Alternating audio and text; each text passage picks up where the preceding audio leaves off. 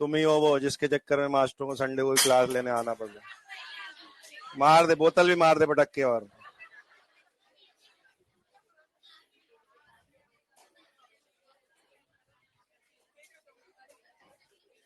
अब भी अगर नहीं बने ना तुम डॉक्टर, तो बता रहा हूं मैं, ऐसा भूत बन के सताऊंगा ना तुम्हें।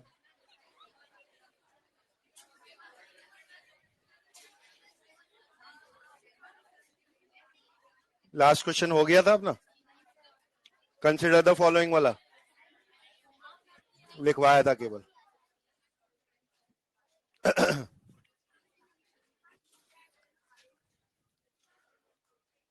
इलेक्ट्रोकेमिकल सीरीज के क्वेश्चंस में वो एक लास्ट क्वेश्चन था। नॉर्मली डिस्प्लेसमेंट का क्वेश्चन ऐसा आ सकता है जिसमें हमें सीक्वेंस थोड़ी बहुत रटी हो, जैसे वो सेफली स्टोर्ड या नॉट सेफली स्टोर्ड वाला क्वेश्चन बनता है। बट अगर उसी क्वेश्चन को ऐसे पूछना चाहें जिसमें डिस्प्लेसमेंट का लॉजिक भी लग जाए और रटी हुई सीक्वेंस की जरूरत भी ना पड़े, तो वो क्वेश्चन उस तरह से पूछा जाएगा जैसे हमने लास्ट क्वेश्चन लिखा है। आपको कुछ बातें दे दी जाएंगी और हर एक स्टेटमेंट में दो के बीच में रिएक्शन हुई या नहीं हुई ऐसा कुछ दिया होगा। जहां रिएक्शन होगी वहां पे भी आप कंपैरिजन से डिसाइड कर पाओगे कि अगर डिस्प्लेसमेंट हो रहा है तो मोर या लेस रिएक्टिव कौन रहा होगा। और जहां रिएक्शन नहीं हुई वहां पे भी अपने को रीजन समझ में आएगा कि क्यों डिस्प्लेसमेंट नहीं हो पाया होगा। तो एक एक करके वो स्टेटमेंट्स देखते हैं। पहला स्टेटमेंट क्या था?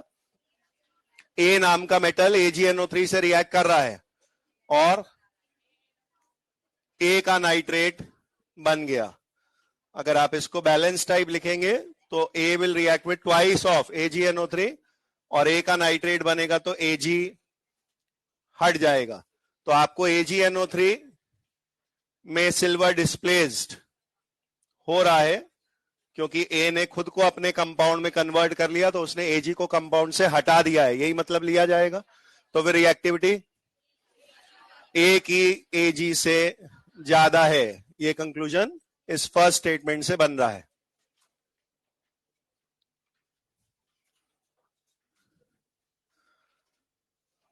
दूसरा स्टेटमेंट क्या था? ए MgSO4 के साथ रिएक्शन नहीं कर पाया। अब हम इसका उल्टा सोचते हैं कि रिएक्शन कर पाता तो क्या होना था? ASO4 और Mg बाहर आ जाता। वो ऐसा काम नहीं कर पा रहा तो Mg not displace, Mg displace नहीं हो रहा है, यानी Mg खुद ही मोर रिएक्टिव रहा होगा और A लेस रिएक्टिव, इसी वजह से उस मोर रिएक्टिव Mg को डिस्प्लेस नहीं कर पाया। ठीक है, तो एवरी रिएक्शन जो अकर हो रही है उससे भी और जो नहीं हुई उससे भी अपने को कुछ ना कुछ रिजल्ट मिलता जाता है। थर्ड, बी एक और मेटल है MgSO4 से, वो भी रिएक्ट नहीं कर रहा, लेकिन बी ने ए के क्लोराइड से रिएक्शन करी तो बी रिएक्ट्स विद ACl2, क्या बना? अरे कुछ बोला होगा ना, क्या बना? तो गिव मेटल ए, तो ए मेटल बन गया। केवल रिएक्ट करा ये बोलना सफिशिएंट नहीं है, क्लियरली बताना पड़ेगा क्या बना। तो अगर ए के क्लोराइड से रिएक्शन करी और ए मिल गया, इसका मतलब ए को बाहर धक्का मारा जा चुका है, तो बी ने अपना क्लोराइड बना लिया होगा और ए डिस्प्लेस हुआ और यहां अगेन Mg नॉट डिस्प्लेस्ड हुआ। इनसे भी अपने को बी के बारे में कुछ बातें पता लग गई। बी Mg से तो कम रिएक्टिव है पर ए से ज्यादा रिएक्टिव है। अब ये दोनों तीनों चारों जो बातें हैं इनको कंबाइंड में एक रिजल्ट में आप लिख दें, ये रिएक्टिविटी का डिक्रीजिंग ऑर्डर ऐसा बन जाता।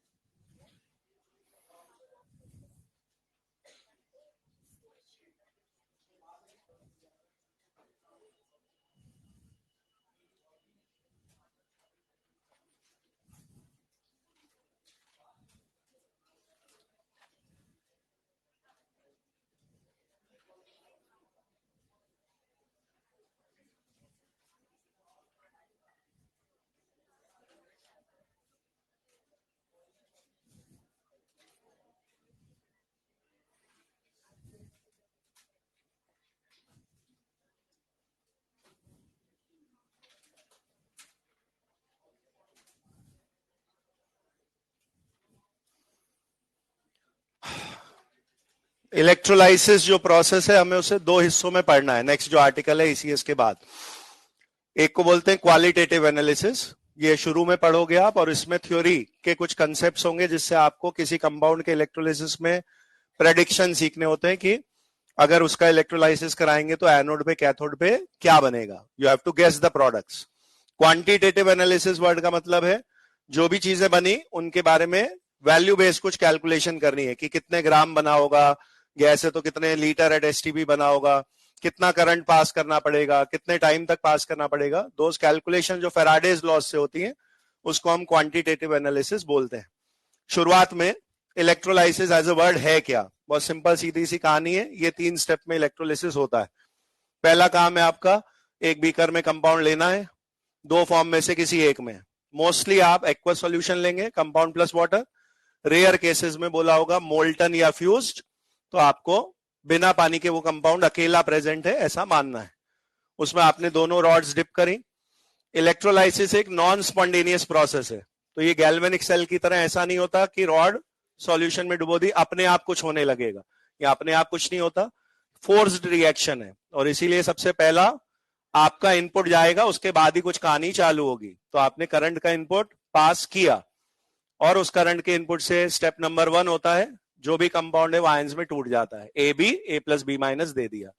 स्टेप 2 बहुत सिंपल सीधा है, एक रॉड प्लस और एक रॉड माइनस की सॉल्यूशन में डूबी है। सॉल्यूशन में भी 2 आयंस है, प्लस वाले माइनस की तरफ, माइनस वाले प्लस की तरफ अट्रैक्ट होने लगेंगे। स्टेप 3 आखिरी बात है, प्लस का कोई भी आयन माइनस की रॉड या प्लेट को छुएगा तो चार्जलेस जीरो का कुछ प्रोडक्ट बना देगा।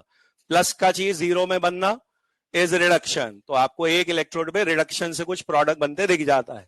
दूसरी कहानी, माइनस का आयन प्लस की रॉड या प्लेट पे गया, अगेन टच होके जीरो हो गया, माइनस से जीरो हो गया, ऑक्सीडेशन से भी एक प्रोडक्ट बन जाएगा। तो मिनिमम आपको हर इलेक्ट्रोलाइसिस में 2 प्रोडक्ट्स बनते दिखेंगे, एक एट एनोड एक एट कैथोड। कोई ऑक्सीडेशन से बन रहा होगा, कोई रिडक्शन से बन रहा होगा। हमें यही सीखना है कि कैसे प्रोडक्ट्स गैस करे जाते हैं। इसमें सीखने का क्या है sir, A B A plus B minus में टूटा, ए प्लस रॉड पे 0 बन गया, ये एक प्रोडक्ट है ए। एक बी माइनस रॉड पे जाके बी बन गया, ये दूसरा प्रोडक्ट है बी। ऐसा नहीं होगा, because most of the time आप एक्वा सॉल्यूशन की इलेक्ट्रोलिसिस करेंगे। तो एक्वा सॉल्यूशन की इलेक्ट्रोलिसिस करेंगे तो आपको इलेक्ट्रोकेमिकल सीरीज में एक Mn और Zn के बीच में जो वाटर की पोजीशन है जिससे H2 बनते दिखाया गया है, वो काम में लेनी पड़ेगी कभी ना कभी। और वो तब काम में लेनी पड़ेगी जब आपको रिडक्शन चेक करना है। तो रिडक्शन चेक करने के लिए आपको ये देखना पड़ा करेगा कि आपके कंपाउंड का पॉजिटिव आयन वाटर से कहां आ रहा है, क्योंकि 2 लोग अगर कैथोड पर रिडक्शन करना चाहेंगे तो फाइनल मौका उन 2 में से एक ही को मिलेगा। आप उसी के लिए थ्योरी सीख रहे हैं कि किसकी priority to show the reaction ज्यादा है, कौन फाइनली जीत पाएगा। तो आपको वाटर का एक कंपैरिजन अपने कंपाउंड के आयन के साथ करना पड़ता है। उसी तरह से अपन ने उस सो कॉल्ड कविता में लास्ट की लाइनों में जहां O2 को ऑरेंज लिखा है, वो O2 का पूरा प्रोसेस अगर मैं लिखता तो उसके एंड में वाटर बनना है। तो अगर कभी वाटर को ऑक्सीडेशन करना है तो आप ये वाली रिएक्शन उल्टा पढ़ते हैं। वाटर 2 जगह आना है, एक जगह तो नाम से सीधे लिखा हुआ ही दिखता है, एक जगह वो हिडन है क्योंकि आप सिर्फ O2 नाम लिख के बैठे हो। लेकिन जहां O2 रिएक्टेंट है, O2 रिड्यूस होके पानी बनता है, तो पानी जब ऑक्सीडाइज होगा तो O2 बनाएगा। तो अगर आपको कहीं पे ऑक्सीडेशन चेक करना है तो भी वाटर का किसी और के साथ कंपैरिजन करना सीखना पड़ेगा कि ऑक्सीडेशन सामने वाले को करने को मिलेगा या वाटर को करने को मिलेगा। वाटर के 2 पॉसिबल प्रोडक्ट हैं। वाटर अगर कभी रिड्यूस होगा तो H2 बनाएगा, ऑक्सीडेशन स्टेट से समझ जाओ। वाटर में H+1 में है, H2 में 0 में है, वो वाटर कभी भी रिड्यूस होता है तो H2 बनती है। वाटर कभी भी ऑक्सीडाइज होगा तो O2 बनती है, क्योंकि उसमें O-2 में है। अगर वो O2 बनाएगा 0 तो ऑक्सीडेशन हो गया। तो वाटर के कंपैरिजन आपको सीखने हैं। मेरा कंपाउंड ए बी, उसके मर्जी के ए प्लस बी माइनस के प्रोडक्ट सिर्फ और सिर्फ तभी बनेंगे जब वो मोल्टन या फ्यूज्ड है, यानी वाटर नहीं है तो उसे और किसी से कंपीट नहीं करना पड़ेगा। अगर एक्वा सॉल्यूशन है तो हर जगह कहानी क्या चलेगी, कंपाउंड के आयंस और वाटर कंपीट करेंगे, उनमें से किसी एक ही को फाइनल रॉड पे प्रोडक्ट बनाने का मौका मिलता है। हरी बात समझ में? तो ये हमने समराइज करके इलेक्ट्रोलिसिस को लिखा। पहला काम क्या होता है, करंट पास किया, इलेक्ट्रोलाइट ने आयंस दिए, वो आयंस अपोजिट रॉड की तरफ जा रहे हैं, फाइनली अगर उनसे कुछ प्रोडक्ट बनेगा तो बन जाएगा। ठीक है,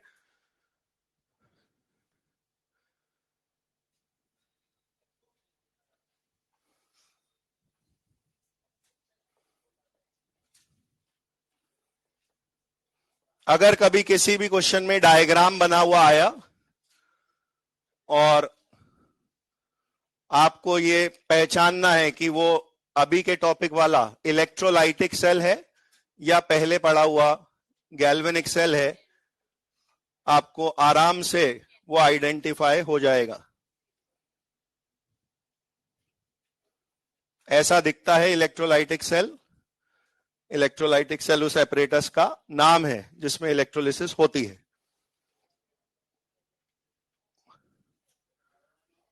इसके पिछली बार वाले डायग्राम से 3 बिग डिफरेंसेस आपको क्लियरली दिखते हैं, और वो 3 डिफरेंसेस हैं, इलेक्ट्रोलाइटिक सेल में हाफ सेल नाम का कुछ नहीं है, ये अकेला पूरा एक ही बार में फुल सेटअप है, जबकि गैल्वेनिक सेल में हाफ सेल कंसेप्ट चलता है। एक रॉड एक सॉल्यूशन, वो आधा पार्ट अलग है, 1 हाफ सेल, एक रॉड एक हाफ सेल, वो एक सॉल्यूशन अलग है। आप 2 हाफ सेल्स को जोड़कर पूरा सेल बना रहे होते हो। तो फर्स्ट डिफरेंस क्या दिखेगा डायग्राम्स में, एक ही रॉड एक एक सॉल्यूशन में और 2 अलग अलग सेटअप दिख रहे हैं, दैट इज गैल्वेनिक। दोनों रॉड एक ही कॉमन सॉल्यूशन में डिप्ड है, दैट इज इलेक्ट्रोलाइटिक। दूसरा, जब वो बीकर अलग अलग होते हैं तो उनमें सॉल्ट ब्रिज वाला पुल बना दिखता है, इसमें सिंगल इलेक्ट्रोलाइट में दोनों डिब्बे, उस पुल की जरूरत नहीं है, सॉल्ट ब्रिज नहीं दिखेगा। तीसरा एंड द मोस्ट इंपॉर्टेंट, जब आप इसको और उसको एनर्जी में कंपेयर करके सेंटेंस लिखते हैं, कौन सी वाली एनर्जी को कौन से में कन्वर्ट कर रहा है, तो सेंटेंस उल्टा बनना है। Galvanic convert chemical to electrical, इसमें लिखाऊंगा इलेक्ट्रिकल टू केमिकल। तो और अपन ने स्टेप नंबर 1 यही लिखा। तो ये हो पाने के लिए बैटरी बाहर कनेक्टेड दिखेगी, वाइल गैल्वेनिक सेल में कितना आउटपुट मिल रहा है वो मेजर करने के लिए, E cell E naught cell measure करने के लिए वहां वोल्ट मीटर जुड़ा हुआ था। तो आपको रॉड्स के बीच में क्या कनेक्टेड है उससे भी तुरंत पहचान हो जाती कि ये कौन सी तरह का सेल है। मैं टेबल फॉर्म में छोटे छोटे कुछ थ्योरी डिफरेंसेस लिखा भी रहा हूं कि इलेक्ट्रोलाइटिक सेल और गैल्वेनिक सेल में किन बातों का डिफरेंस है।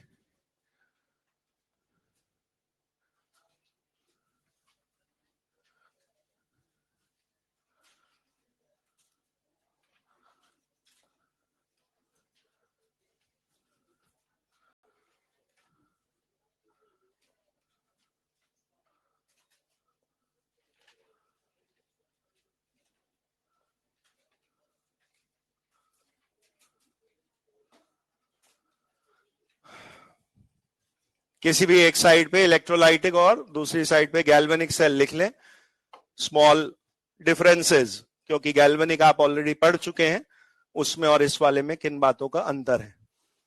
तो कौन किस एनर्जी को किस में कन्वर्ट कर रहा है, वो सेंटेंस दोनों में अपोजिट है।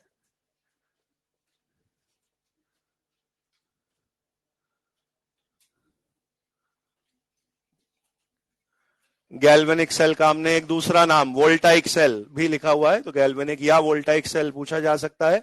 इलेक्ट्रोलाइटिक में conversion of energy is from electrical to chemical, जो रिएक्शन आप करा रहे हो इलेक्ट्रोलिसिस से जो प्रोडक्ट्स बन रहे हैं वो आपका आउटपुट है, तो वो रिएक्शन होना that is your chemical output, और जो आपने इनपुट ऑफ करंट या चार्ज भेजा वो इलेक्ट्रिकल, वो आपका इनपुट है। तो इलेक्ट्रोलाइटिक सेल इलेक्ट्रिकल को केमिकल में बदल रहे हैं, और गैल्वेनिक में उसका उल्टा था, वहां रॉड और सॉल्यूशन अपने आप रिएक्शन कर रहे होते हैं और आप उस रिएक्शन की केमिकल एनर्जी को फाइनली सेल के ई नॉट ई सेल के फॉर्म में इलेक्ट्रिकल आउटपुट के तौर पे मेजर कर रहे होते। क्या मैं सेकंड डिफरेंस ऐसा लिख सकता हूं कि इनमें से एक में रेडॉक्स रिएक्शन होती है एक में नहीं होती? ये तो इलेक्ट्रो में बात ही नहीं हो सकती, नॉन रेडॉक्स तो यहां कुछ भी नहीं है, everything has to be redox. लेकिन इलेक्ट्रोलाइटिक सेल में होने वाली नॉन स्पॉन्टेनियस रेडॉक्स रिएक्शन है। अगर आपसे पूछा जाए इलेक्ट्रोलिसिस रिएक्शन का डेल्टा जी का साइन बताएं, तो आप डेल्टा जी पॉजिटिव बोलोगे। वो अपने आप नहीं हो रही रिएक्शन, डेफिनेशन ही स्पॉन्टेनियस की क्या लिखी थी वहां? स्पॉन्टेनियस जो बिना इनपुट के हो जाए या एक बार इनपुट देने के बाद लगातार खुद ही होता रहे। नॉन स्पॉन्टेनियस लिखा था, जब तक लगातार इनपुट दिया जाता रहेगा तभी तक ही होता दिख सकता है। जैसे पानी नीचे से ऊपर टंकियों में चढ़ाना, जब तक मोटर चलेगी तभी तक होगा। तो आपको यहाँ जब तक इनपुट दोगे उतनी देर ही इलेक्ट्रोलिसिस होना है। बैटरी हटाई आपने, इलेक्ट्रोलिसिस बंद हो जाएगा। तो डेल्टा जी पॉजिटिव प्रोसेस है इलेक्ट्रोलिसिस, अपने आप नहीं होता, it's a non spontaneous process. But galvanic cell में जो हो रहा था वो स्पॉन्टेनियस था।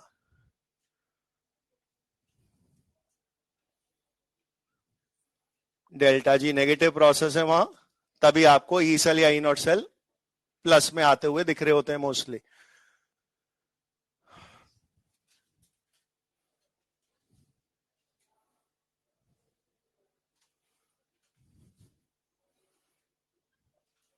छोटा थ्योरी पॉइंट लेकिन हाईली इंपॉर्टेंट।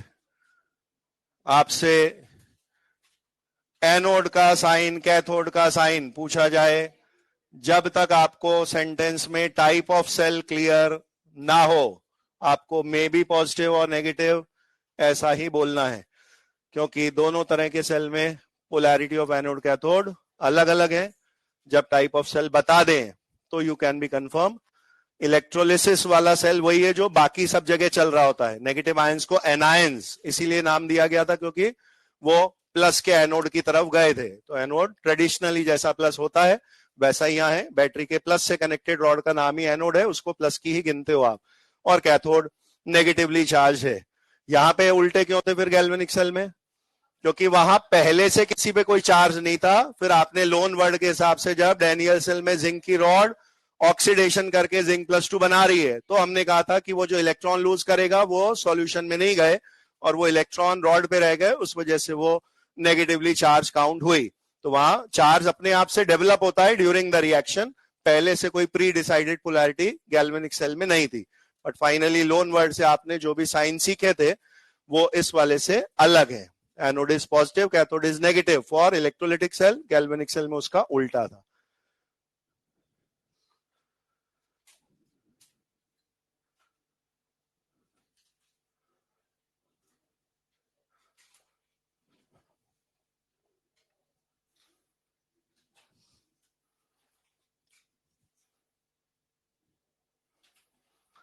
हमने गैल्वेनिक सेल जब पढ़ा है तो सॉल्ट ब्रिज के बारे में कोई डिस्कशन नहीं करके बस हमने ड्रॉ करके आगे बढ़ गए थे, क्योंकि बाकी सारी वर्किंग में सॉल्ट ब्रिज बार बार कहीं इंटरफेयर नहीं कर रहा होता।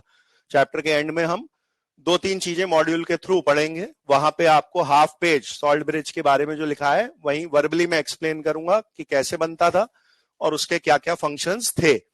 प्रेजेंटली मुझे सॉल्ट ब्रिज का अभी सिर्फ एक ही फंक्शन पता है कि अगर वो 2 हाफ सेल अलग अलग बना रहा हूं मैं, तो उनमें रॉड के बीच में तो मेटलिक वायर्स वाला कनेक्शन है, लेकिन सॉल्यूशन अगर कनेक्टेड नहीं दिखाऊंगा तो कोई कंप्लीट सर्किट जैसा बना हुआ नहीं दिखेगा। तो to complete the circuit by connecting the solutions, ये एक यूज मुझे सॉल्ट ब्रिज का समझ में आता है, लेकिन इसमें उस चीज की कोई जरूरत नहीं है। या ऑलरेडी जो होना है एक सिंगल सेल है, अपने आप हो रहा है, उस पुल की जरूरत हमें नहीं है। 4 पॉइंट तक कुछ ना कुछ अंतर लिखे, डिफरेंसेस। आप चाहे तो नंबर 5 यहीं पे लिख सकते हैं, वर्बली मैं बता रहा हूं। अब ये 5वां पॉइंट डिफरेंस ना होकर सिमिलैरिटी का पॉइंट है। इनमें कुछ ऐसा भी है जो सेम है, और वो है ऑक्सीडेशन कहां होता है, रिडक्शन कहां होता है। Irrespective of type of cell, oxidation हमेशा एनोड पे ही है, रिडक्शन ऑलवेज एट कैथोड ही है।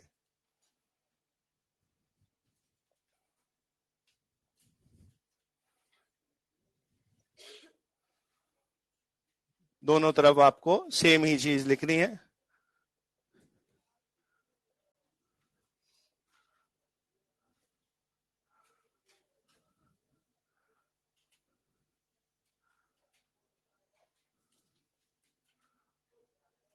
आइदर लोन वर्ड से हमें O for oxidation, A for anode word याद रहता है, या ट्रेन में जैसे कंफर्म सीट नहीं मिलती तो RAC वर्ड सुना है, तो बस RAC वर्ड याद रख सकते हैं, रिडक्शन एट कैथोड। तो irrespective of type of cell, reduction हमेशा आपको कैथोड पर ही दिखेगा और ऑक्सीडेशन हमेशा एनोड पर ही दिखेगा। नाउ फर्स्ट लुक में अपने को ऐसा अजीब लगता है कि सर ऐसा कैसे हो सकता है, इतनी बातों का अंतर है तो फिर प्रोसेस चेंज क्यों नहीं हुआ? प्रोसेस कुछ चेंज हुआ है, लेकिन irrespective of type of cell finally होता आपको एनोड पर ऑक्सीडेशन ही दिखेगा। कैसे हो रहा होगा वो समझिए। एक बार दिमाग में पिछली वाली डायग्राम इमेजिन करिए, डैनियल सेल, तो उसका लेफ्ट पार्ट पे क्या है? जिंक, जिंक SO4, वहां ऑक्सीडेशन कैसा होना है? Zn goes to Zn+2, तो वहां ऑक्सीडेशन हो रहा है जब एनोड पे, तो ऑक्सीडेशन का काम इलेक्ट्रोड खुद कर रहा है, सॉल्यूशन तो खाली बैठा है ना, तो वहां ऑक्सीडेशन हो रहा है ऑफ द रॉड इटसेल्फ। लेकिन यहां अब जब एनोड पर ऑक्सीडेशन होगा तो उसमें बहुत बड़ा परिवर्तन दिखेगा आपको। अब यहां रॉड इनर्ट इलेक्ट्रोड होती है, रॉड को पार्टिसिपेट नहीं करना है इन द रिएक्शन, रॉड का काम करंट यहां तक पहुंचाने का था, rod is not part of the reaction. और यहां अगर आपका कंपाउंड AB है, पानी की बात थोड़ी देर के लिए भूल जाते हैं, तो AB ने जो A+B- दिए, तो B- वाला कहां आएगा? प्लस की तरफ, और वो B- B के जीरो स्टेट में कन्वर्ट होके ऑक्सीडेशन करेगा। तो ऑक्सीडेशन तो हुआ पर अलग तरीके का हुआ ना। वहां पे किसका हो रहा है इलेक्ट्रोलिसिस में?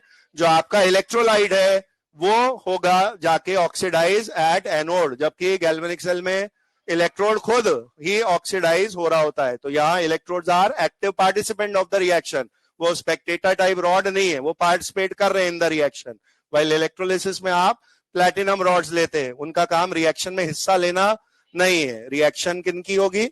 कंपाउंड के A+B- की, या एक्वस है तो कभी कभी पानी की। रॉड्स को कभी कोई प्रोडक्ट बनाने को नहीं मिल रहा होता है। अरे बात समझ में? तो ये आखिरी पॉइंट एक सिमिलैरिटी पॉइंट है, और वो है ऑक्सीडेशन हमेशा हर सेल में एनोड पर ही होता दिखता है, रिडक्शन हमेशा कैथोड पर ही होता दिखता है। अब आपको एक छोटी सी बस थ्योरी सीखनी है कि वाटर कब प्रेफर्ड है और कब दूसरे कंपाउंड के जो आयंस है वो प्रेफर्ड है। इसको क्वालिटेटिव एनालिसिस बोला जाता है।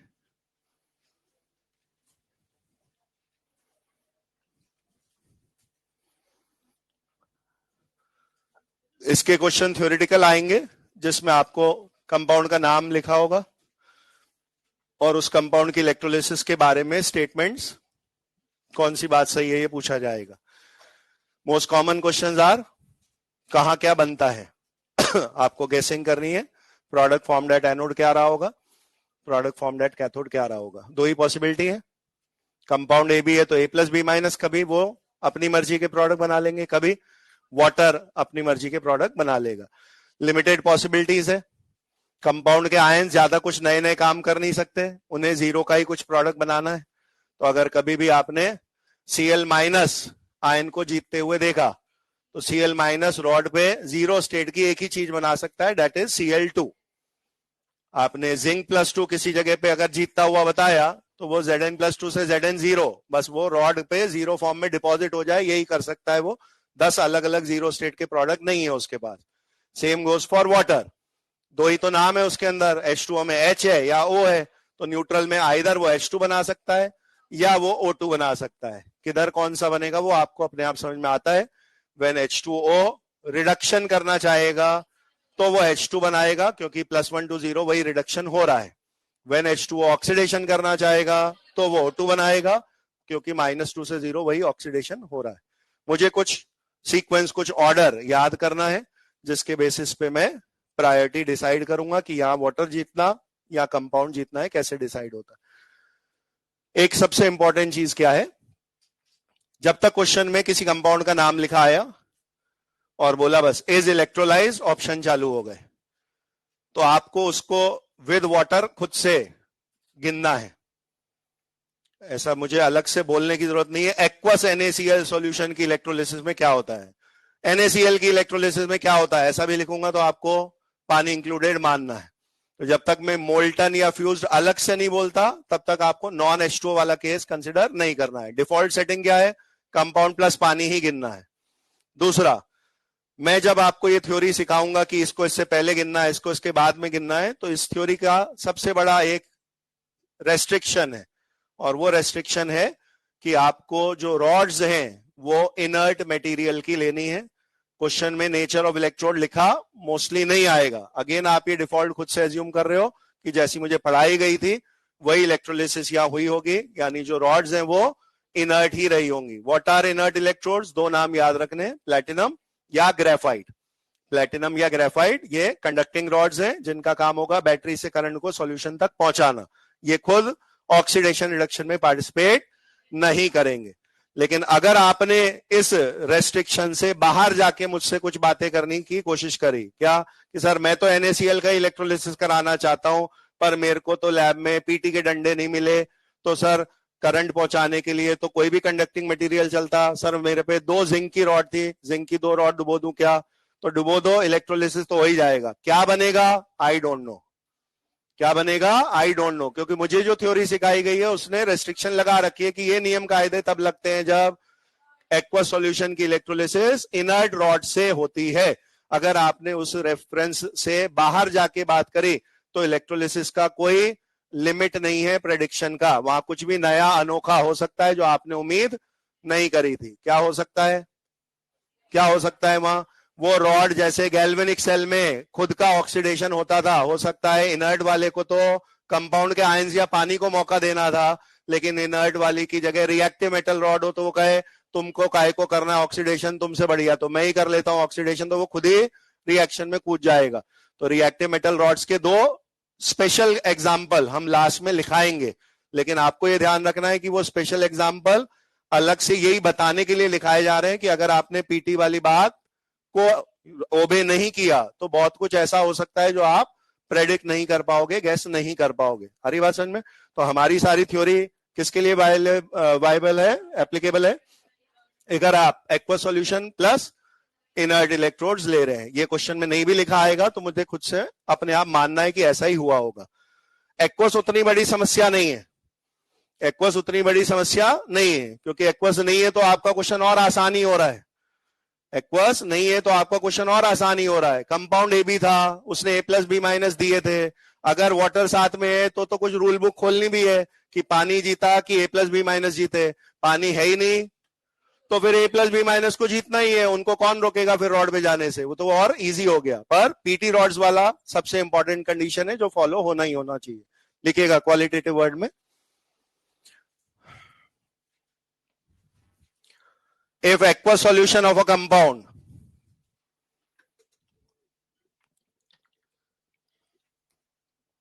if aqueous solution of a compound if aqueous solution of a compound is electrolyzed if aqueous solution of a compound is electrolyzed using inert electrodes if aqueous solution of a compound is electrolyzed using inert electrodes inert electrodes word underline कर दें, bracket में लिख दें PT platinum और graphite which do not take part in reaction. Inert electrodes underlined है, bracket में लिखा है प्लैटिनम पीटी और graphite which do not take part in reaction. Which do not take part in reaction. शुरू से बोल रहा हूं, if aqueous solution of compound is electrolyzed using inert electrodes, जिसका मतलब आपने ब्रैकेट में लिख दिया, ब्रैकेट के आगे कंटिन्यू है, then products formed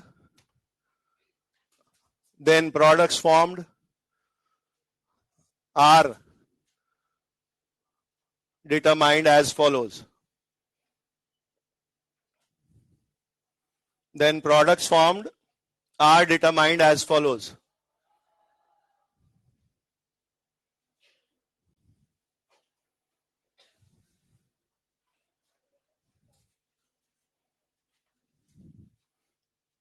पहले एनोड पे सीख रहे हैं,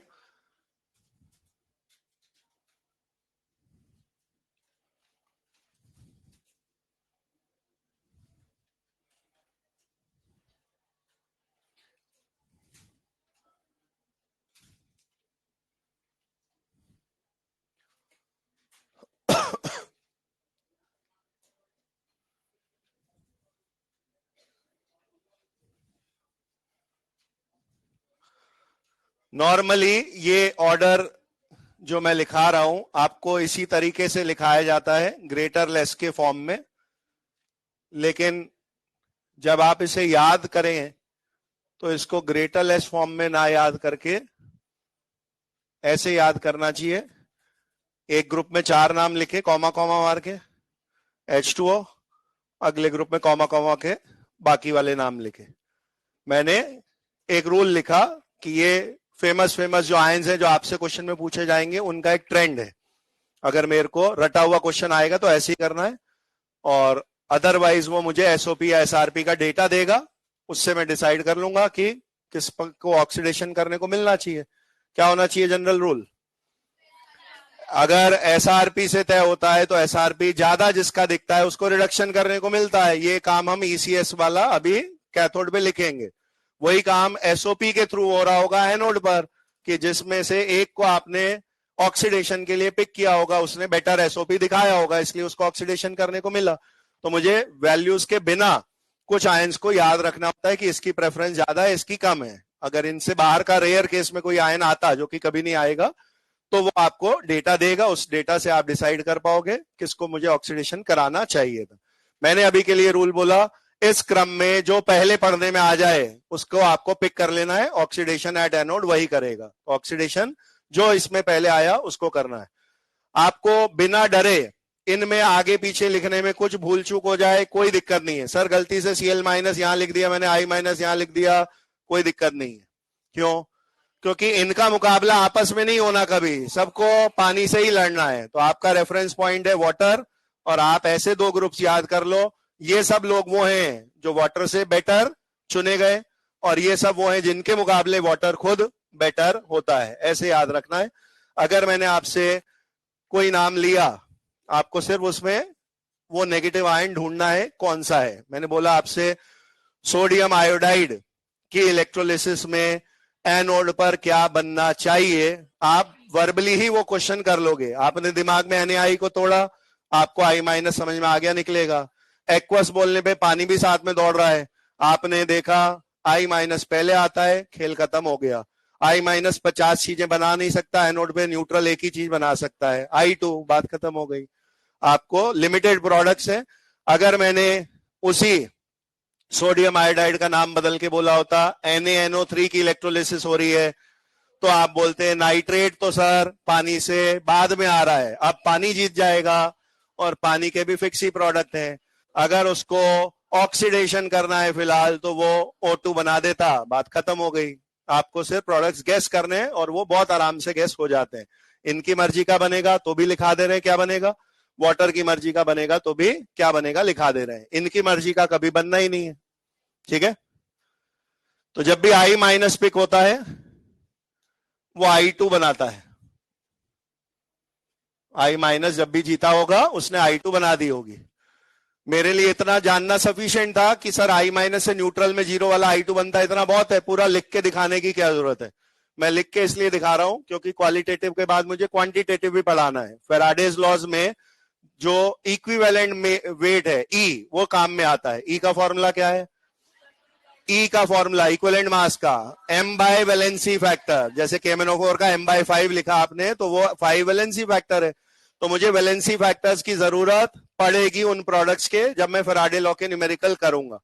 one of the definition of valency factor is electrons transferred या लॉस या गेन्ड बाय 1 मोल सब्सटेंस। तो जैसे ही मैंने उसके ऑक्सीडेशन की इस हाफ रिएक्शन को बैलेंस्ड लिखा, मुझे बहुत आराम से वैलेंसी फैक्टर दिख रहा है, मुझे कुछ कैलकुलेट ही नहीं करना, क्योंकि I2 का कोफिशिएंट 1 है। 1 मोल पे जितने इलेक्ट्रॉन दिखे वही वैलेंसी फैक्टर है, बात खत्म हो गई। तो कल को अगर मुझे किसी न्यूमेरिकल में I2 का वैलेंसी फैक्टर यूज करना पड़ेगा तो आप 2 बोल रहे होते। आ रही बात समझ में?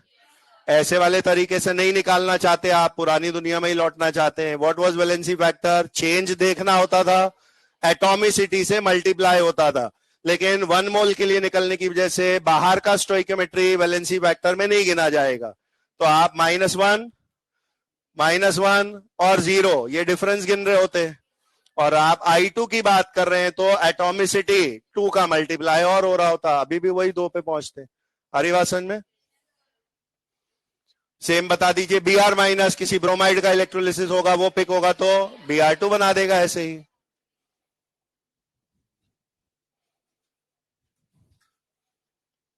इसका वैलेंसी फैक्टर भी सेम वही 2 है, आपको 1 मोल Br2 पे वही 2 इलेक्ट्रॉन दिख रहे हैं। Similarly for any chloride ion Cl2 बन जाता है, और अगेन उसका भी वैलेंसी फैक्टर 2 ही है। 4 नंबर पे आपका जो आयन है, ये ऑर्गेनिक में जब आप आगे हाइड्रोकार्बन्स पढ़ेंगे, कोल बेस इलेक्ट्रोलिसिस मेथड, तो ये उससे जुड़ा हुआ आयन है। RCOO नेगेटिव, इसके 2 मोल जब ऑक्सीडेशन करते हैं तो R और R पार्ट टूट के कोई हाइड्रोकार्बन दे देता है, COO पार्ट आपको CO2 अलग दे देता है। तो इसके ऑक्सीडेशन से 2 प्रोडक्ट बनते हैं। बाकियों में तो I2Br2 Cl2 एक एक बना, इसके में 2 प्रोडक्ट बनेंगे, एक RR वाला हाइड्रोकार्बन भी और CO2 भी।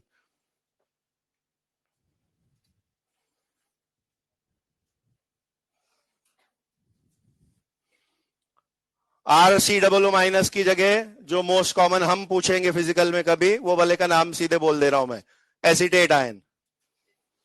सोडियम एस्टेट, पोटेशियम एस्टेट, ऐसा किसी का मैं इलेक्ट्रोलिसिस करा दूं तो यहां CH3COO माइनस, R की जगह CH3 दिखता, तो आपने 2 बार CH3COO माइनस लिया, तो CH3 वाला इथेन वो यहां बन जाता, 2CO2 बन जाते। अब इंटरेस्टिंग क्या है, जो मैंने वो 1 मोल वाली बात समझाई आपको कि 1 मोल में कितने इलेक्ट्रॉन दिखे, वो वैलेंसी फैक्टर होगा, वो इसमें बहुत ज्यादा काम में आएगा। क्योंकि अगर मैंने आपको एसीटेट आयन ऐसे लिखाया, उसकी ये रिएक्शन लिखा दी मैंने, और आपको कभी फैराडे लॉ के न्यूमेरिकल में वैलेंसी फैक्टर की जरूरत पड़ी, आप मेरे बिना सिखाए वैलेंसी फैक्टर निकाल ही नहीं पाओगे पुराने तरीके से। क्योंकि पुराना तरीका क्या बोलता है, किस इनिशियल से किस फाइनल में गए, ये सब निकालो। तो जब आप इसके इनिशियल स्टेट की बात करेंगे तो as per structure rule CH3 वाले कार्बन का अलग ऑक्सीडेशन नंबर है, COO माइनस वाले का अलग नंबर है। इस वाले प्रोडक्ट में C अलग स्टेट वाला है, उस वाले में C अलग स्टेट वाला है, तो ढंग से समझ ही नहीं आएगा कौन किस में कन्वर्ट हो रहा है, तो आप चेंज में उलझ जाओगे।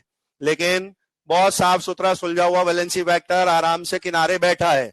दोनों के प्रोडक्ट्स के वैलेंसी फैक्टर 1 बाय 1 समझिए, यूनिटरी मेथड मोल कंसेप्ट लगाना है। इसका 1 मोल ही है 2 इलेक्ट्रॉन के साथ, तो इसका तो पर मोल पे 2 इलेक्ट्रॉन है, यही 2 वैलेंसी फैक्टर है। लेकिन जब CO2 की बात हुई तो आपने बोला 2 मोल के लिए 2 इलेक्ट्रॉन है, तो पर मोल के लिए 1 ही होगा, वो उसका वैलेंसी फैक्टर है। तो पर मोल वाली ट्रिक यहां बहुत इजी आपको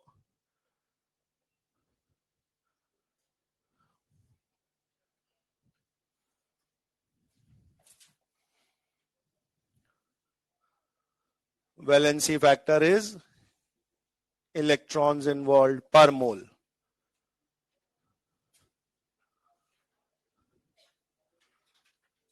तो CO2 के लिए वैलेंसी फैक्टर 1 काउंट होगा यहां कभी भी आगे न्यूमेरिकल में, और उस हाइड्रोकार्बन के लिए 2 गिना जा रहा होता। और क्या हो सकता है पॉसिबल प्रोडक्ट, अगर किसी आयोडाइड, किसी ब्रोमाइड, किसी क्लोराइड या किसी अल्काइल कंपाउंड की इलेक्ट्रोलिसिस हुई तो ये सब हो रहा होगा, या फिर किसी नाइट्रेट, सल्फेट, फ्लोराइड वाले कंपाउंड की इलेक्ट्रोलिसिस हो रही होगी, तो ये नहीं जीत पाएंगे, तो फिर कभी ना कभी वाटर भी जीता होगा। तो वाटर वाला एक और बताना है, वाटर वाले में नाम से तो मुझे पता ही है क्या, O2 बननी है, उसके 2 नाम में से ऑक्सीडेशन O2 में ही हो रहा है, उसका भी मैं बैलेंस प्रोसेस पूरा लिख दे रहा हूं। प्रोडक्ट आपका O2 है, और O2 का प्रोसेस पूरा लिखने का एक खास पर्पस है, I2 Br2 Cl2 O2 नाम से सब सिमिलर ही है, डायटोमिक गैसेस है, ये 3 सब भाई बंधु वाले हैं, इनमें 2-2-2 नाम में अभी आ रहे हैं, तो 2-2-2 वैलेंसी फैक्टर भी कॉमन है, ये दिखने में उनके जैसा ही है O2, पर वैलेंसी फैक्टर अलग है। 1 मोल पे 4 इलेक्ट्रॉन, आप पुराने तरीके से चले तो भी 4 ही आएगा। वाटर में -2 ऑक्सीजन है, इसमें 0 है, डिफरेंस गिनेंगे और फिर एटॉमिसिटी से मल्टीप्लाई भी करेंगे, 4 ही दिखेगा। तो diatomic O2 but valency factor 4 है। बाकी कई डायटोमिक वालों का 2 आ रहा होता है, इसका 4 का वैलेंसी फैक्टर है। क्लियर है? प्रोडक्ट्स क्या क्या बन सकते हैं? तो आपको एनोड पे सिंपल सा ये ट्रिक सीखना था नया, ये ऑर्डर टाइप याद रखना है। 3-4 नाम, वाटर से पहले का ग्रुप कॉमा कॉमा करके दिमाग में रखिए, और 3-4 वाटर के बाद वाले। रूल सिंपल है, जो पहले पढ़ने में आ गया उसको पिक कर लेना है, उसकी मर्जी का प्रोडक्ट एनोड पर बनेगा bye oxidation.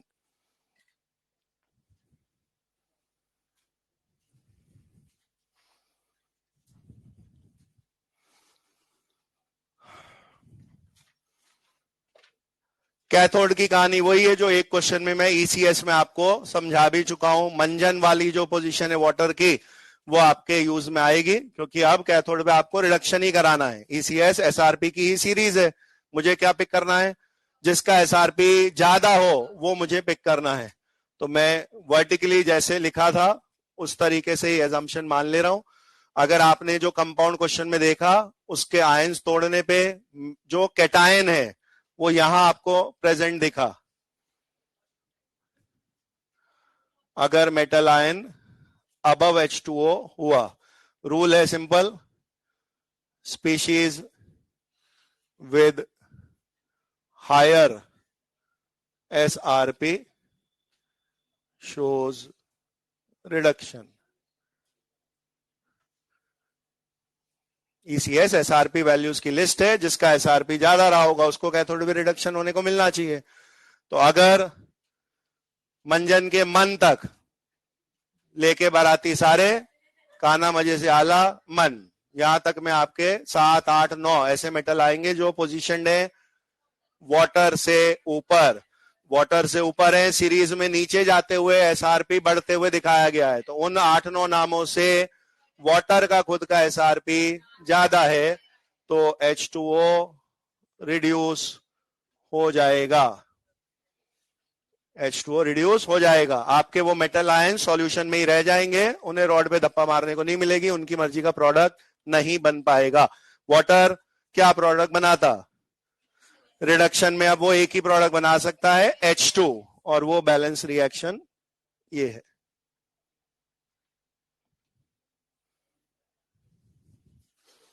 Half reaction of reduction, पानी के लिए रिडक्शन का प्रोसेस ये है।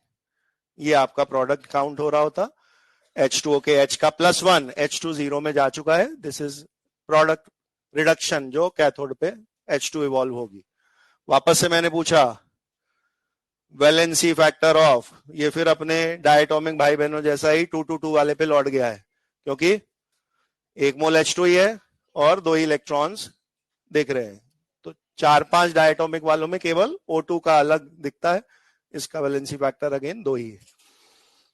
और अगर दूसरी पॉसिबिलिटी है, जो मेरा कंपाउंड था उसका मेटल कैटायन मुझे ECS में पानी से नीचे दिखेगा, तो फिर उस मेटल आयन का खुद का ही एसआरपी वाटर से ज्यादा है, और अब वो रिड्यूस हो जाएगा।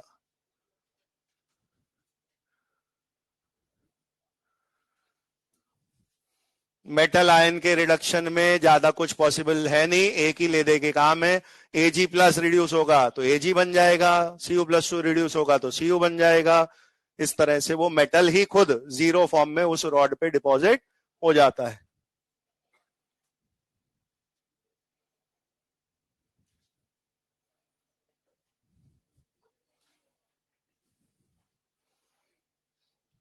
अगर मेटल आयन को कभी भी रिएक्शन करने को मिली तो वैलेंसी फैक्टर निकालने में कोई तकलीफ नहीं है। जो उसका इनिशियल चार्ज है कैटायन पे वही वैलेंसी फैक्टर है, क्योंकि एंड उसको 0 पे होना है। Ag+ से 0 जाएगा तो 1, कॉपर 2 से 0 जाएगा तो 2, Au+3 से 0 जाएगा तो 3, Sn+4 से 0 जा रहा होता तो 4। जहां से उसकी स्टार्टिंग हुई वहां टू 0 का डिफरेंस। तो इस समय अगर मैंने n उस पे चार्ज दिखा रखा था तो आप n ही उसका वैलेंसी फैक्टर लिख देते। अभी शुरुआत वाले क्वेश्चंस में आपको वैलेंसी फैक्टर वर्ड की जरूरत नहीं पड़ेगी, बट आगे फैराडेज लॉज में पढ़नी है, इसलिए मैंने यहां भी लिखा दिया। क्या 2 स्टेप करने क्लियर है? कंपाउंड का मन में आयंस में तोड़ना है उस कंपाउंड को, और एक आयन एनोड की तरफ, एक आयन कैथोड की तरफ भेज देना है। दोनों बार आयन के साथ बाजू में H2O चिपका देना है, क्योंकि वो जो रॉड्स हैं उनमें सब तरफ एक्वस मीडियम तो अवेलेबल है ही, तो पानी को अट्रैक्ट करके एनोड कैथोड की तरफ जाना है ऐसा बोलने की जरूरत नहीं है। हर रॉड के नियर बाय में वाटर तो अवेलेबल है ही। आपको क्या चेक करना है, वाटर और आपके कंपाउंड के आयंस में से विनर कौन बनेगा। एट एनोड आपको ये ट्रिक से और एट कैथोड ये ट्रिक से एक एक बार डिसीजन लेना है। जैसे आपने ये पिक कर लिया कि कौन जीतेगा, उसके अकॉर्डिंग प्रोडक्ट आराम से गैस हो जाता है। नाउ कभी कभी कोई क्वेश्चन ऐसा मिलेगा जिसमें मैंने कंपाउंड का नाम लिया, aqueous AB solution will give following products, और आपको एक आध ऑप्शन में तीन तीन नाम लिखे दिख रहे हैं। आपको ऐसा लगता है तीन वाले को तो पहले ही रिजेक्ट मार देना चाहिए अपने को, क्योंकि एनोड पर कुछ एक बनना है, कैथोड पर कुछ एक बनना है, तीन की कहां से बात आ गई। एक पॉसिबल तीन वाली कहानी तो ये वाली है ही, क्योंकि इसमें एक रॉड पे दो बने थे। और अगर ऐसा केस नहीं भी है तो तीन की पॉसिबिलिटी कैसे बनती है वो समझिए। जब आपने एनोड पे किसी एक का प्रोडक्ट बनाया तो पहुंचे तो वहां दो लोग थे ना, दो में से किसी एक को आपने जिता दिया तो एक बेचारा हारा भी था। ऐसे ही कैथोड पे दो लोगों को कंपेयर किया, एक को जिता दिया तो एक बेचारा हारा भी था, तो वो हारे वाले जो हैं वो कहां पड़े हैं, बीकर में। तो आपको इलेक्ट्रोलिसिस में तीन प्रोडक्ट्स मिलते हैं एक्चुअली में, दो तो डंडों पे रॉड्स पे और एक बाई प्रोडक्ट सॉल्यूशन में भी रह गया, वो भी कभी कभी पूछा जा सकता है। मोस्टली वो आपसे एट एनोड एट कैथोड करके पूछ रहा होता है, तो आप इलेक्ट्रोड वाले प्रोडक्ट्स ही गैस कर रहे होते हो। जहां क्लियरली मेंशन नहीं है और किसी ऑप्शन में तीन लिखे हैं तो वो तीसरा नाम में भी सही आए। कैसे पता लगाएंगे, वो दो स्पीशीज ढूंढ लो जिन्हें रिएक्शन का मौका नहीं मिला और उनको कंबाइन कर दीजिए, आपको अपने आप ही वो तीसरा प्रोडक्ट क्या रहा होगा वो पता लग जाएगा। सर मान लीजिए नहीं पूछा तीसरा प्रोडक्ट, एक और क्वेश्चन है जिसके लिए वो तीसरे प्रोडक्ट की जरूरत पड़ेगी आपको। एक क्वेश्चन है जिसमें ऑप्शन में लिखे होते हैं पीएच का क्या हुआ इलेक्ट्रोलिसिस के दौरान, तो पीएच गोज अप या पीएच गोज डाउन या पीएच में नो चेंज, ऐसे तीन पॉसिबल आंसर है और वो वही लास्ट वाला प्रोडक्ट ही बताएगा। अगर आपने जो चीजें बची उनसे एक तीसरा प्रोडक्ट जो सॉल्यूशन में है वो ढूंढ लिया, अब अगर वो एसिड है तो आपको पीएच विल डिक्रीज बोलना है, अगर वो रिजल्टिंग कंपाउंड बेस है तो पीएच विल इंक्रीज बोलना है, और कुछ भी और है तो फिर पीएच अनचेंज ऐसा बोल देना है। तो ये अभी अपन को और लिखना है, फिर क्वेश्चन में आपको ये अप्लाई होते दिखेगा। तो मैंने एक वर्ड यूज किया रिजल्टिंग सॉल्यूशन।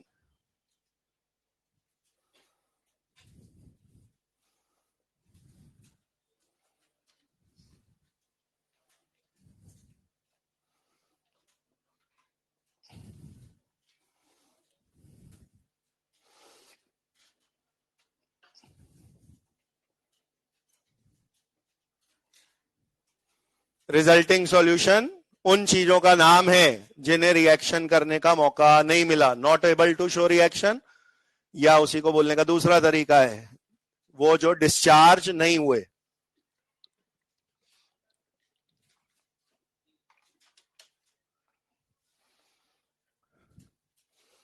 डिस्चार्ज वर्ड का क्या सेंस हुआ भाई, अल्टीमेटली आपने उस रॉड पे एक न्यूट्रल प्रोडक्ट बनाया है, तो ओरिजिनली अगर वो कैटायनिक एनायनिक था तो प्रोडक्ट बनाने में उसने चार्ज खोया है, इस सेंस में डिस्चार्ज वर्ड यूज किया जाता है। तो जो भी रिएक्शन नहीं कर पाए या जिनको डिस्चार्ज होने को नहीं मिला उन नामों को हम रिजल्टिंग सॉल्यूशन बोलते हैं। अगर रिजल्टिंग सॉल्यूशन में एसिड बना तो पीएच डिक्रीजेस आंसर देना है, बेस बना पीएच इंक्रीजेस आंसर देना है, और अनचेंज्ड का आंसर मुझे कब देना है,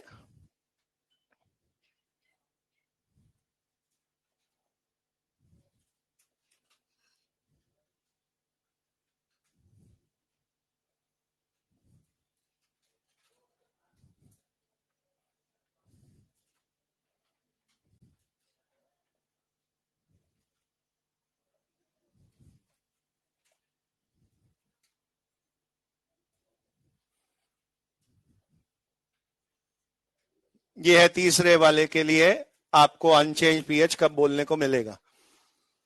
अगर आपने बाय कंपैरिजन एनोड पर कैथोड पर ऐसा होते कभी देखा कि दोनों जगह जो प्रोडक्ट्स बने उसमें आपके कंपाउंड के ही आयंस जीत गए हैं. Both ions of the electrolyte form products. A plus B minus का बी माइनस बी पानी पे भारी पड़ गया, ए प्लस बी माइनस का ए प्लस बी पानी पे भारी पड़ गया, और दोनों उसी की मर्जी के प्रोडक्ट बने, तो भी बोलना है पीएच में नो चेंज. और अगर इसका उल्टा हो, दोनों जगह पानी पानी जीत जाए, तो भी आपको बोलना है पीएच में नो चेंज. ये वाली सिचुएशन कब आ रही होती है फिर, क्लियर है? ये वाली सिचुएशन तब आएगी जब एक जगह कंपाउंड का आयन जीतता है, एक जगह पानी जीतता है, तब पीएच में चेंजेस आएंगे. दोनों जगह पानी हार गया तो भी, दोनों जगह पानी जीत गया तो भी पीएच में तब कोई फर्क नहीं आएगा. नो चेंज इन पीएच तब आप बोलेंगे. जैसे मैंने नाम लिया एक सोडियम सल्फेट. सोडियम सल्फेट क्या है फॉर्मूला? Na2SO4. आराम से आप तुरंत इसके एंड तक पहुंच जाएंगे. यहां आइए, पहले उसका SO4 -2 और पानी कंपेयर हुए, पानी जीत गया. यहां दिमाग में अपने पास है आधी चीज. दूसरी तरफ Na+ वाटर कंपेयर हुए, लेके बराती सारे कान्हा, वहां है Na, वो वाटर से ऊपर है, वहां पे भी वाटर ही जीत गया. यही है आपका रूल. उस समय पीएच में नो चेंज आप बता रहे होते. और मैं Na2SO4 की जगह NaI बोल दे रहा हूं, तो मुझे अब आंसर में फर्क पड़ेगा, क्योंकि I- से I2 बना, एक जगह तो कंपाउंड का आयन जीत गया, उधर अभी भी वाटर ही जीत रहा है. तो अब इनमें से कुछ होना है. इनमें से कौन सा होना है सर? इनमें से कौन सा होना है? तो जब भी आप वाटर एक जगह पे जीतता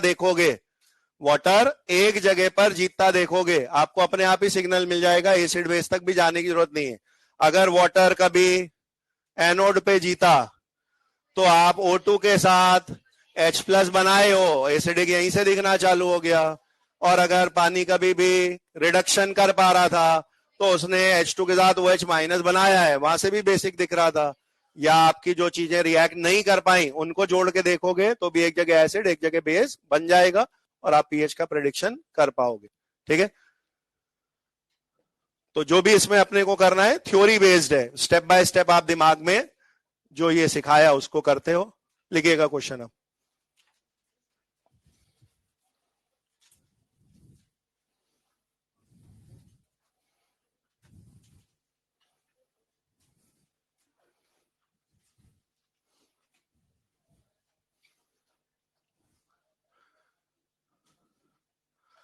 Which statements are correct? Which statements are correct during electrolysis of? Which statements are correct during electrolysis of aqueous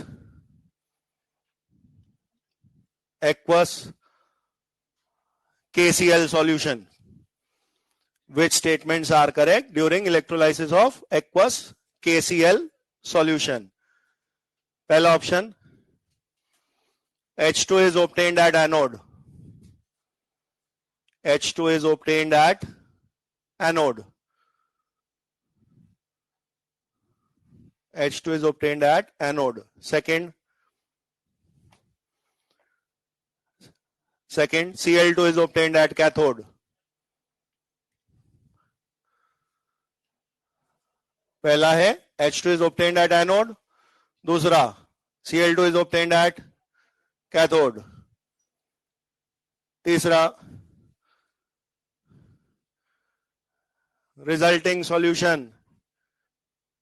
resulting solution has pH less than 7. Resulting solution has pH less than 7. चौथा, resulting solution turns red litmus blue. Resulting solution turns red litmus blue. अब ऐसे questions में कई बार हो सकता है एक से ज्यादा बातें मुझे सही बतानी हो, तो all of these are correct ऐसा कोई ऑप्शन हो, both 1 and 3, both 2 and 3 are correct ऐसा कोई ऑप्शन हो. फिलहाल अगर वैसे ऑप्शन नहीं है, पॉसिबली एक ही कोई बात करेक्ट आनी चाहिए. Let's check one by one. Compound कौन था? KCl। अगर मैंने यहाँ तो क्लियरली एक्वस बोला है, नहीं भी बोलूंगा तो बाय डिफॉल्ट आपको पानी साथ में मानना है। ऐसे क्वेश्चन में most of the time electrodes के नाम नहीं लिखे आएंगे, आएंगे तो हैविंग इनर्ट इलेक्ट्रोड्स ऐसा ही बोला हुआ आएगा। तो आपने एक्वस KCl में सबसे पहला काम ये करना है, एनोड कैथोड पे एक एक पेयर को जाके बैठा देना है। उस पेयर में एक नाम H2O है ही, एक आप अपने कंपाउंड का सिलेक्ट कर लो। तो एनोड में इलेक्ट्रोलिसिस में पोलैरिटी ध्यान रखनी है। यहां का एनोड प्लस था तो नेगेटिव वाले को यहां भेजना था, इसका Cl माइनस, और उस रॉड के आसपास वाला वाटर, वो कंपीट करेंगे, किसी एक को ऑक्सीडेशन करने को मिलता। वाइल कंपाउंड का K प्लस एंड पानी जो उस रॉड के आसपास है वो कंपीट कर रहे होंगे फॉर रिडक्शन कैथोड की तरफ। यही है, ठीक है। अब एनोड वाली थ्योरी पे आ जाइए। एनोड पे आपने कुछ नामों में ये लिखा था, जो पहले पढ़ने में आ जाए उसका ऑक्सीडेशन होना है। Cl माइनस का नाम वाटर से पहले ही लिखा है, तो Cl माइनस से Cl2 बनती। अब इसमें दो क्वेश्चन हो गए, एक अभी के ऑप्शंस के हिसाब से प्रोडक्ट वाला मेरे को Cl2 पता लग रहा है, एक मैं पूछता आपसे which species gets discharged at anode, मिल चुका है मुझे। जिसको आपने फाइनल दो नामों में से चुना वो है डिस्चार्ज्ड एट एनोड का आंसर। Cl माइनस अपन टिक कर देते तब, और ये है प्रोडक्ट एट एनोड का आंसर। तो ये लिखा तो है एक जगह, लेकिन सही रॉड का नाम नहीं लिखा। Cl2 इज ऑब्टेन्ड तो बोला है, बट एट कैथोड बोला है, तो इस वजह से वो स्टेटमेंट गलत हो गया। K plus and water, ECS याद आनी चाहिए। लेके बाराती सारे का K वो पोटेशियम ही है, वाटर उससे काफी नीचे है, और वाटर सेलेक्ट हुआ।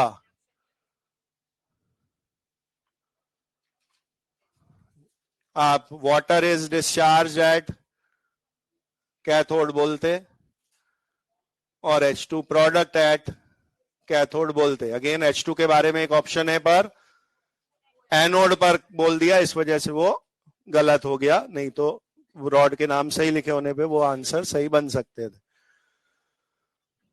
ठीक है। अब ये जो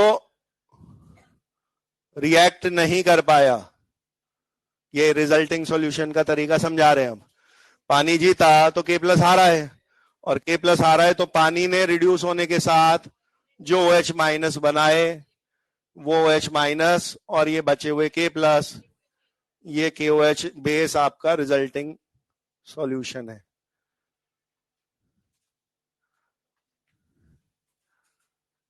तो pH लेस देन 7 वाली बात वो भी गलत हो गई, लेकिन बेसिक नेचर में litmus red to blue convert होता है, वो स्टेटमेंट फिलहाल सही है।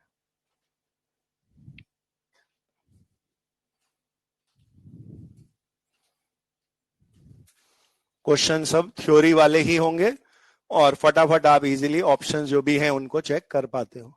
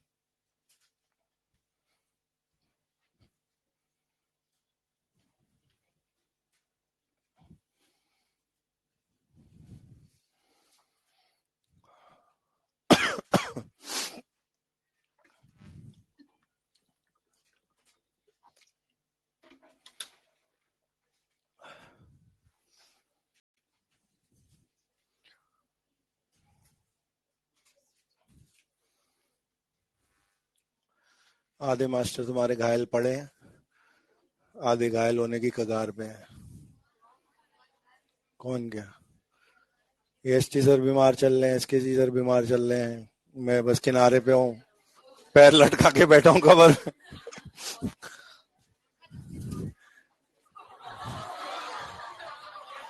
गोली खा खा के ही पढ़ा रहा हूं भैया।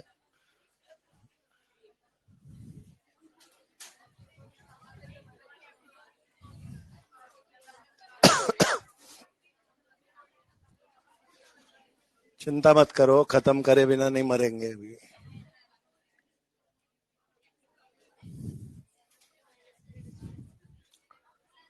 हाँ बोलो आंसर। सेकंड।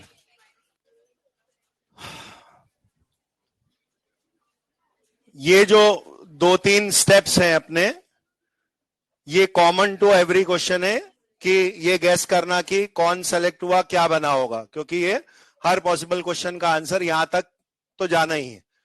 तो आपने अगेन इसमें AgNO3 में दिमाग में आयंस तोड़े, इसके प्लस वाटर के पेयर दोनों तरफ रवाना कर दिए, तो नाइट्रेट एंड वाटर यहां आ रहे हैं और Ag प्लस वाटर यहां आ रहे हैं। ये पिछले क्वेश्चन की तरह वैसे ही समझाया। अब आपने प्रोडक्ट्स पिक करने हैं। अब वो नेगेटिव आयंस के ऑर्डर में नाइट्रेट वाटर के बाद था, रूल था जो पहले आएगा वो पिक होना है, तो यहां अब वाटर पिक होना है, वो आपको वो ऑर्डर याद करना पड़ेगा। तो वाटर अब यहां पिक होना है और वाटर पिक होगा तो O2 बनी होगी, वाटर से O2 बना होगा, उसी में आपका पीएच का आंसर आना है।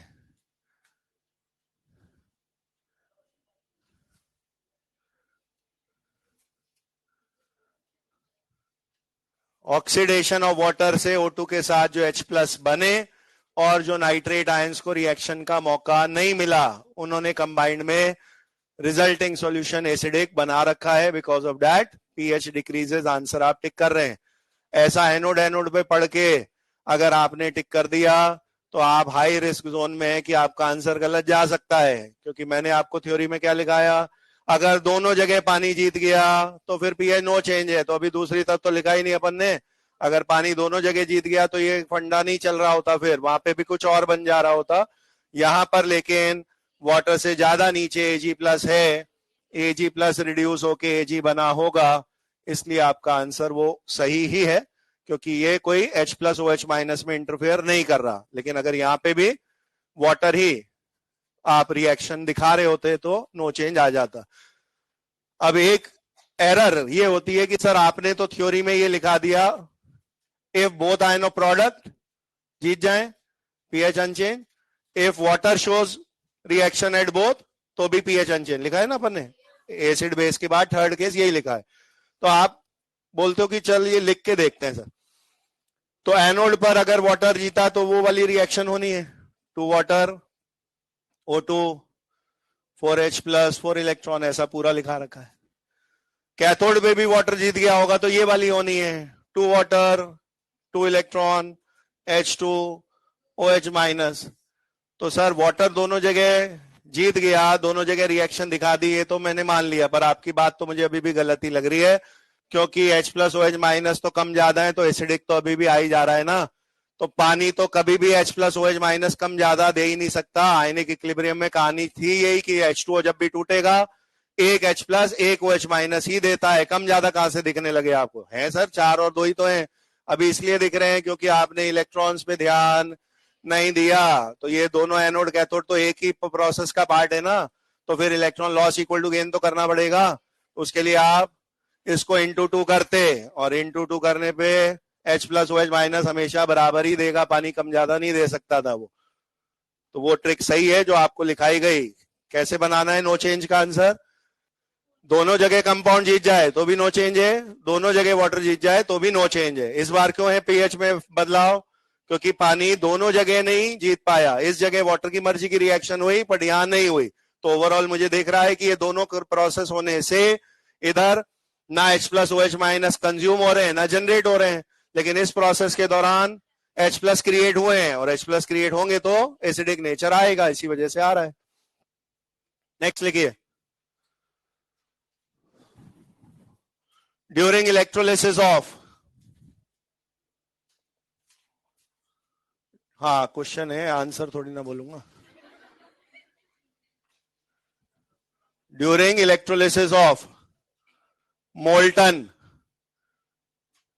NaH सोडियम हाइड्राइड है during electrolysis of molten NaH। फिर ये ऑप्शंस है।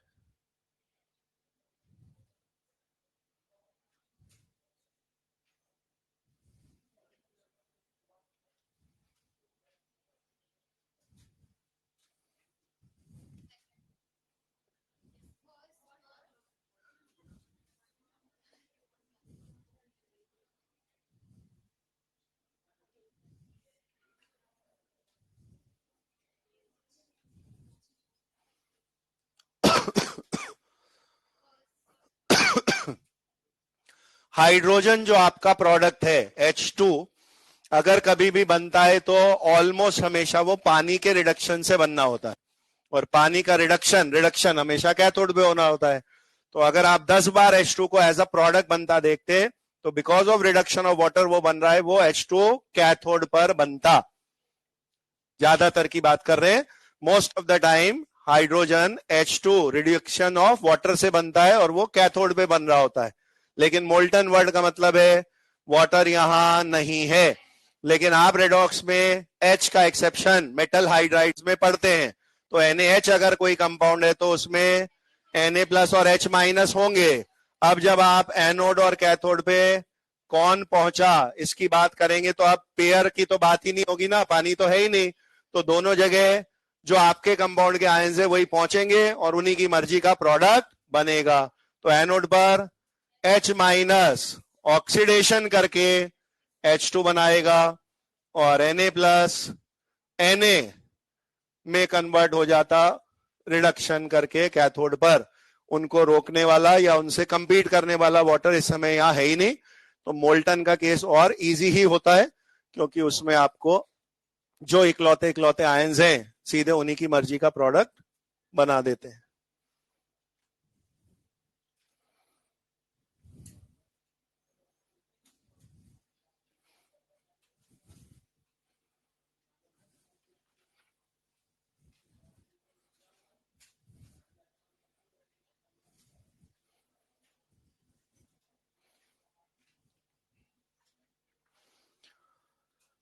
अगला जो क्वेश्चन मैं दे रहा हूं वर्बली उसका रूल समझ लीजिए। ऐसा कोई क्वेश्चन जिसमें मैं केवल प्रोडक्ट्स गैस करवाना चाह रहा था, तो आपने H2O जैसे ही गैस किया वो जीतना है, तो पूरा बैलेंस प्रोसेस नहीं भी लिखते तो आपको H2O से ऑक्सीडेशन पे O2 बननी है इतना याद था, यहां H2O से H2 बनती इतना याद था, हर बार फुल्ली बैलेंस की जरूरत नहीं थी। एक ऐसा क्वेश्चन है जो कंपलसरी है, बैलेंस करने के बाद ही उसका जवाब दे सकते हो आप। केवल प्रोडक्ट गैस कर रहे हैं तो O2 बनाने के लिए आगे के नाम नहीं भी लिखता तो चलता ना, -2 की O 0 में चली गई, हो गया ऑक्सीडेशन, पूरा काय को लिखना है। लेकिन अगर मैंने किसी क्वेश्चन में ये पूछा इस इलेक्ट्रोलिसिस में एनोड पे जो भी बना कैथोड पे जो भी बना उनकी N1/N2 मोलर रेशो निकालें, तो वो वही कहानी है जो अभी H+OH- में समझाई।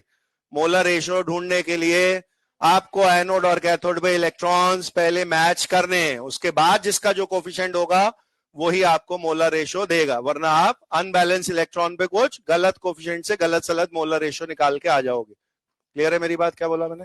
लिखिएगा, क्वेश्चन है find molar ratio of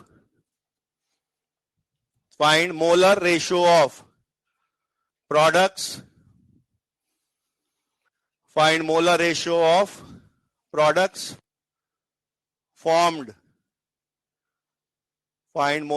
of products formed at cathode and anode respectively. Find molar ratio of products formed at cathode and anode respectively during electrolysis of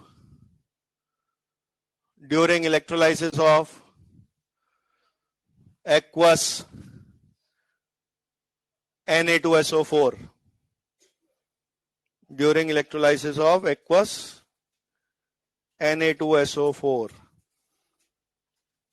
पहले क्या बनेगा वो देखिए, फिर इलेक्ट्रॉन बैलेंस करते हुए जो बने उनके मोलर रेशो को आंसर देना है।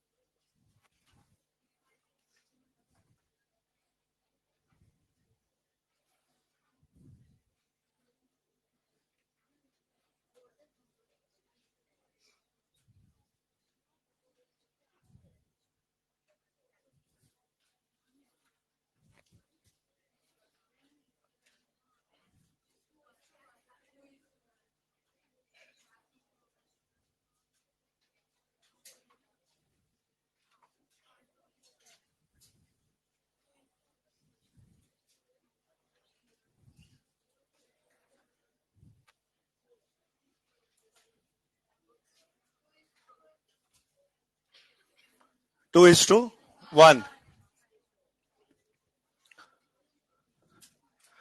Na2SO4 में सल्फेट एंड वाटर में वाटर से O2 बनते हुए आपको दिखाना होगा, ये एनोड है, और Na प्लस एंड वाटर में यहां भी वाटर ही पिक होगा, तो आपको H2 बनते हुए दिखानी है। तो जो आंसर आसान होते जिनमें बैलेंसिंग का नाटक नहीं था, वो था प्रोडक्ट गेस करने होते, तो आप O2 and H2 are formed ऐसा बोल देंगे। पीएच वाला वो इजीली बता पाते, नो चेंज इन पीएच, क्योंकि दोनों जगह वाटर ही जिता रहे हैं। लेकिन अभी जो बात पूछी है उसके लिए ये बैलेंस लिखना आना चाहिए, तभी आंसर बनेगा। क्योंकि जब आप ये पूरा लिख पाएंगे तो ये इलेक्ट्रॉन मिसमैच सही करने के लिए आप इसे इंटू 2 करते फॉर इलेक्ट्रॉन बैलेंस। और अब आपको क्वेश्चन में जो नाम दिए गए हैं वो है find the molar ratio of products at cathode, पहले बोला है, तो कैथोड पर आपके पास H2 बनना है और एनोड पर जो O2 बनना है। अब आपको मल्टीप्लाई बाय 2 के बाद दिखेगा कि ये ओरिजिनली भले यहां 1 लिखा था, पर अब 4 इलेक्ट्रॉन करने के लिए थ्रू आउट 2 इंटू हो चुका है, तो 2 मोल H2 आपके पास ऊपर है, उसमें मल्टीप्लाई नहीं हुआ तो 1 मोल O2 आपके पास नीचे है। तो 2:1 ये मोल्स का आंसर। और मैंने आपसे अगर W1/W2 पूछा तो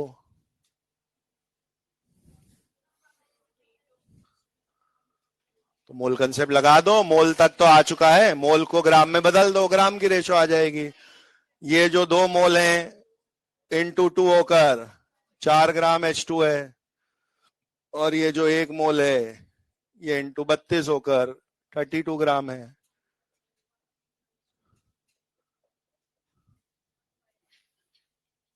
मोलर रेशियो इज 2:1 या मास रेशियो वुड बी 1:8।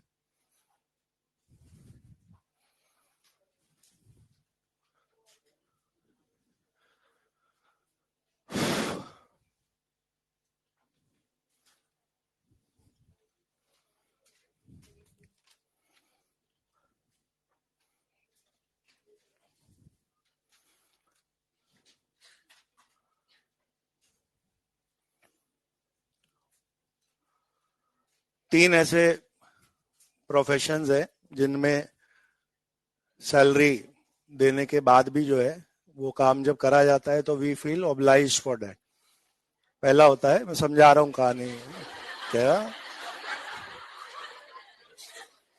पहला है डिफेंस। जितने में आर्मी एयरफोर्स नेवी वाले लोग हैं, सैनिक हैं, उनको सैलरी देती है गवर्नमेंट। लेकिन जो आम जनता है, सिविलियंस जो है, वो कभी ये नहीं बोलते कि पैसे मिल तो रहे हैं, देश की रक्षा करके क्या एहसान कर रहे हो। वी स्टिल फील ऑब्लाइज की सैलरी तो मिल रही है, लेकिन आप कुछ हमारे ऊपर उपकार कर रहे हैं देश की रक्षा करके। The second ones are doctors, दिखाने जाते हैं, इलाज के पैसे देते हैं, फिर भी अगर वो जान बचा देता है तो ये नहीं बोल के आते कि एहसान किस बात का, पैसे दिए तो हैं इलाज के। वी स्टिल फील ऑब्लाइज कि पैसे देने के बाद भी अगर मौत के मुंह से बचा लाया तो आपका धन्यवाद है, आप फरिश्ते हो। और तीसरे टीचर्स हैं जो अब अनफॉर्चुनेटली आपकी जनरेशन में ये प्रॉब्लम है कि आपको ऐसा लगता है कि जब हमने एलन में 1.5 लाख रुपए फीस दे ही दी तो फिर इस बात का कोई एहसान थोड़ी ना है कि टीचर हमें पढ़ा रहा है, ये तो हमारा बर्थ राइट है, पैसे दिए हैं तो पढ़ाना ही पड़ेगा। लेकिन ऐसा नहीं है।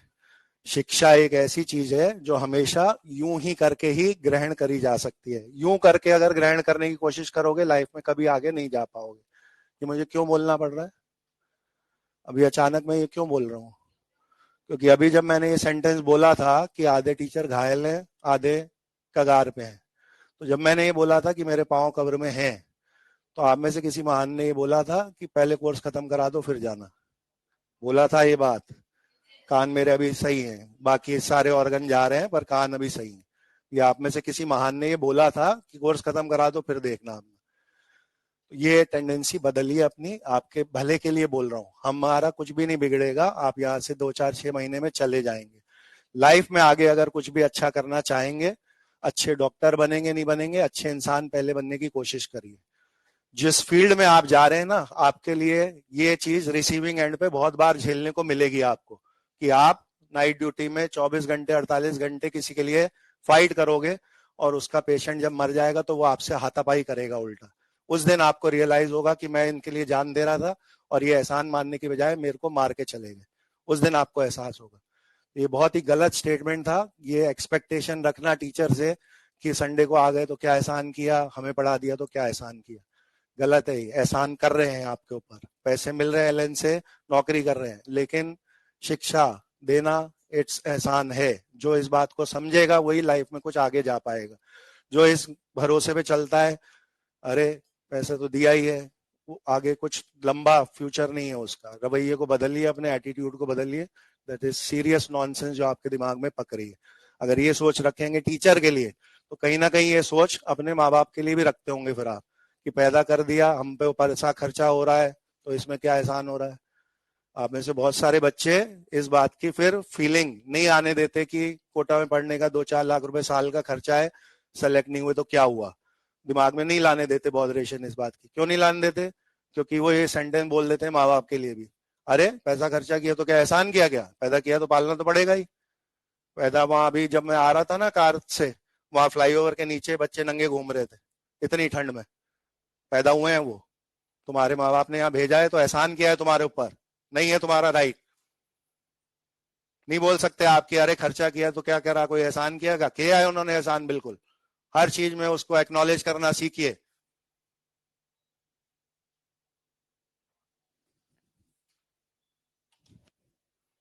मर जाए टीचर साले, इनको कोई मतलब नहीं है, हमारा कोर्स करा दो, मरो साले।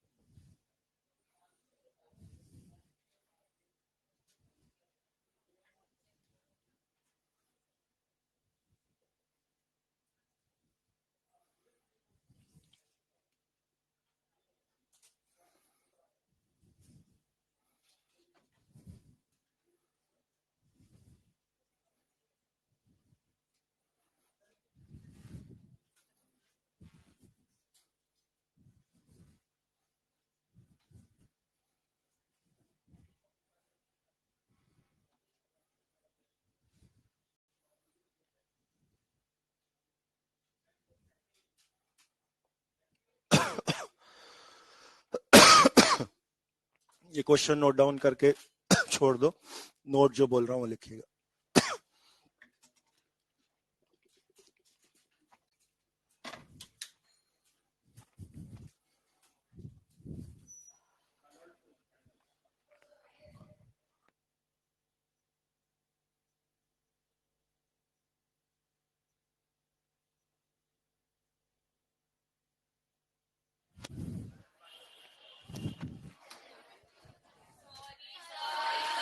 अरे नाटक नहीं करो, लिखो नोट चुपचाप।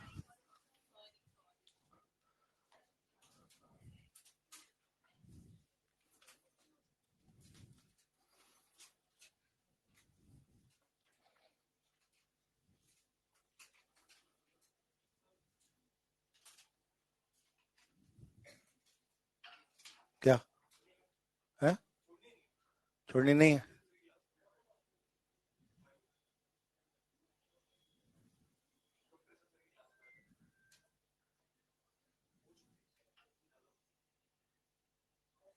थर्ड में इंटरचेंज नहीं कराए थे क्या?